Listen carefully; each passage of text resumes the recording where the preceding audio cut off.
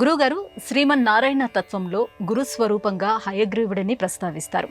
ఈ హయగ్రీవ స్వరూపాన్ని ఎలా విశ్లేషించుకోవాలి? జ్ఞానానందమయం దేవం నిర్మల స్ఫటికాకృతిం ఆధారం సర్వ విద్యానాం హయగ్రీవముపాస్మహే.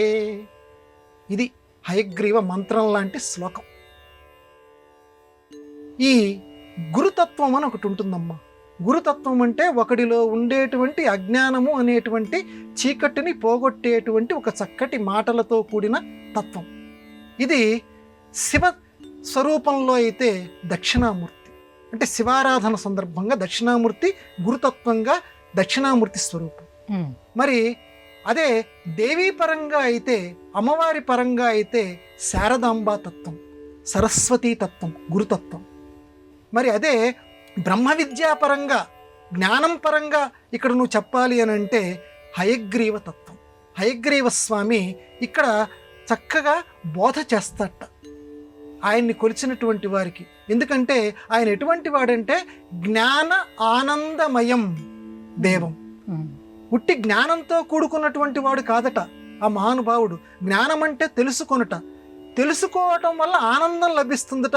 ఆ ఆనందంతో కూడుకున్నటువంటి శరీర స్వభావము కలిగినటువంటి వాడు హయగ్రీవుడు. అంటే తెలుసుకోవటం వల్ల ఆనందం ఏంటండి? అది అనుభవించేటువంటి వాళ్ళకే తెలుస్తుంది. బెల్లం ఎలా ఉంటుందండి? తీగా ఉంటుంది. తీగా ఉంటుందంటే ఒక మొక్క నోట్లో వేయి. తెలుసుకోవటం వల్ల ఆనందం. ఇవాళ కొత్త విషయం ఒకటి నాకు తెలిసింది, అబ్బా ఎంత ఆనందం కలిగింది. అది అనుభవించిన వాళ్ళకి తెలుస్తుంది. ఆ రకంగా జ్ఞానంతో ఏదైతే ఆనందం లభిస్తుందో ఆ ఆనందాన్ని కలగచేసేవాడు, చక్కగా మనలో అటువంటి చైతన్యాన్ని నింపేటువంటి వాడు ఆ మహానుభావుడు. అందుకే ఉట్టి జ్ఞానం అంటల్లా, జ్ఞానంతో కూడిన ఆనందమయం, జ్ఞానానందమయం దేవం. దేవం అంటే ప్రకాశించేటువంటి వాడు, ఎప్పుడూ కూడా ప్రకాశిస్తాడు. ఒక్కసారి కళ్ళు మూసుకొని ఈ ఆజ్ఞాచక్రం భూమధ్యంలో ఆ స్వామి నా దగ్గర ఉన్నాడు, ఈరోజు నా చక్కటి విద్యను నాకు కలగచేస్తాడు అని ఆ స్వామిని నువ్వు తలుచుకో. ఇంకా ఎలా ఉంటాట ఆయన? నిర్మల స్ఫటికాకృతిం.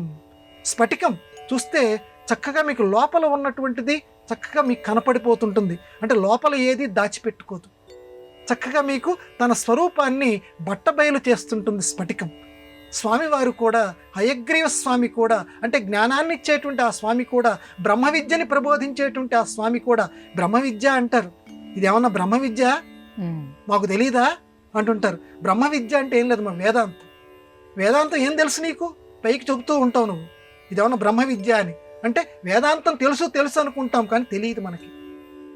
అంటే ఏదైతే వేదం యొక్క అంతంగా చెప్పబడినటువంటి మహానుభావమైనటువంటి ఏదైతే విద్య ఉందో ఆ వేదాంత విద్యని కూడా సులభగ్రాహ్యంగా మనకి అనుభవంలోకి తీసుకురగలిగిన వాడు హయగ్రీవుడు. ఎందుకంటే ఆయన మనస్సు బయటికి మనకి వ్యక్తీకరమవుతుంది. నిజమైన గురువు ఎప్పుడు ఎలా ఉండాలో ఈ హయగ్రీవ శ్లోకంలో మనకి చెప్తున్నాడు. లోపల ఏది దాచిపెట్టుకోడు, చాలా స్పష్టంగా స్వచ్ఛంగా ఉంటాడు. గురువు కూడా ఆ రకంగా ఉండాలని చెప్పి వ్యంగ్యంగా ఇక్కడ నిర్మల స్ఫటికాకృత్యం. అయితే వేదాంత విద్యను ఎవరైతే బోధించగలుగుతాడో, సంప్రదాయ విద్యను ఎవరైతే చెప్పగలుగుతున్నారో వాళ్ళందరూ కూడా మనస్సులో చాలా నిర్మలంగా ఉండగలగాలి. అప్పుడే గురుపీఠానికి వాళ్ళు అధివసించడానికి అర్హులు. కాబట్టి అటువంటి నిర్మల స్ఫటికాకృత్యం ఆధారం సర్వ విద్యానాం. సర్వ విద్యలకి ఆయన ఆధారంట, ఒక్క విద్య కాదు. ఈ లోకంలో ఎన్ని రకాల విద్యలు ఉన్నాయో అన్ని రకాల విద్యల్లో ఒక్కొక్కరికి ఒక్కో విద్య మీద ఆసక్తి ఎక్కువ.